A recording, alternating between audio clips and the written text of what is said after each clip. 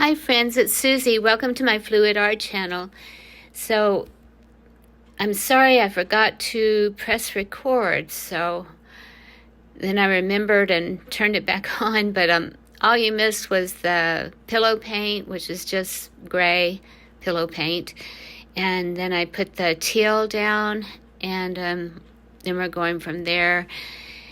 So this is a 10 by 20 inch gallery wrapped canvas, and I want to do a swipe and then some balloon kisses in the center of the canvas.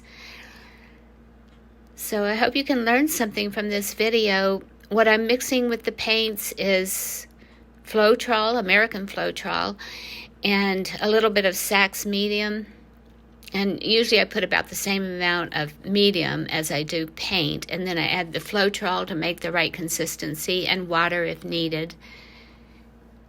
And then I'm going to swipe it, and that'll get the sails, and then do some balloon kisses on top of that.